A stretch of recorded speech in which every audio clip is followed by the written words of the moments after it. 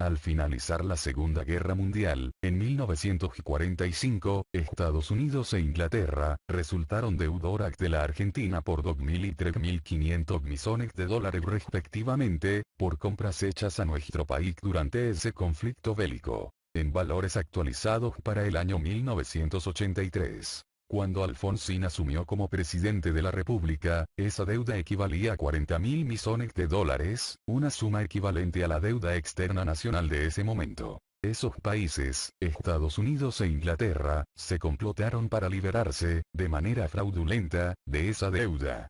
Ya en 1945, los Estados Unidos habían bloqueado los créditos de los que podía disponer la Argentina por la deuda de dicho país, negándose no solo a pagar, sino a reconocer interés alguno. Inglaterra, por su parte, había bloqueado las libras que correspondían al pago del abastecimiento argentino durante esa guerra. Para resolver este problema, Juan Domingo Perón, llevó a cabo arduas negociaciones con Londres que culminaron con la firma de los convenios que, aparentemente, ponían punto final al conflicto.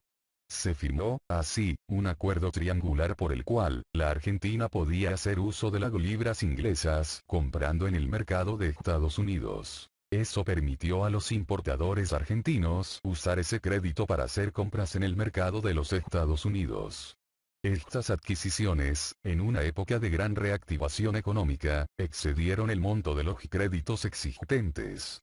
Correspondía entonces, aplicar lo convenido en ese acuerdo y hacer uso de las libras inglesas para pagar las compras hechas en los Estados Unidos. Pero aquí se produjo la gran estafa de Gran Bretaña en acuerdo con Washington.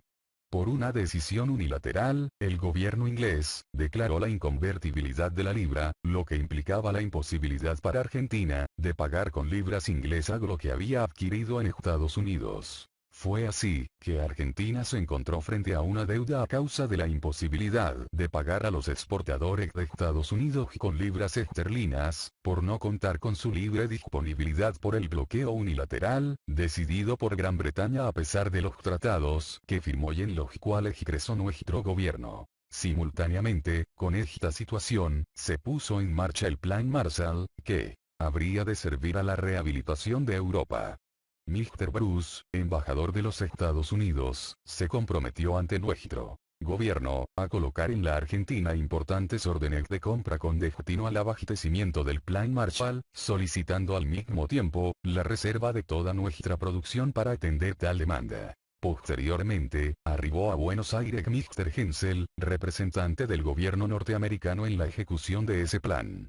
Ante la sorpresa del gobierno argentino y del propio embajador de los Estados Unidos, el emisario expresó que, tal plan era solamente financiero y que en la Argentina no se compraría nada. Había quedado consumado un nuevo fraude contra el país a pesar de los tratados y de los compromisos de los gobiernos inglés y norteamericano. El objetivo era claro. Generar una imagen de desprestigio del gobierno argentino, presentándolo como moroso en sus compromisos internacionales y bloquear todo programa de desarrollo en el país. No obstante, las libras depositadas que cubrían la totalidad de las compras. Juan Domingo Perón puso entonces, el 30% de sus reservas en divisas a disposición de los bancos y las firmas privadas del país para que se hicieran cargo del pago de la deuda en los Estados Unidos. Los intereses privados buscaron la solución. Se constituyó un consorcio bancario argentino, se acordaron todos los arreglos y se cancelaron todas las cuentas. La Argentina pagó, incluso, intereses por una deuda fabricada por los yanquis y británicos, mientras los Estados Unidos negaban a la Argentina el pago de los intereses por su deuda real. La inconvertibilidad de la libra violaba los términos de los acuerdos, y de hecho, constituía una negativa ilegal, por parte del Reino Unido, a pagar su deuda externa, a no ser que esta deuda se pagara con los productos que ese país quisiera venderle. Esta violación se llevó a cabo, con el visto bueno del más poderoso de los países, Estados Unidos.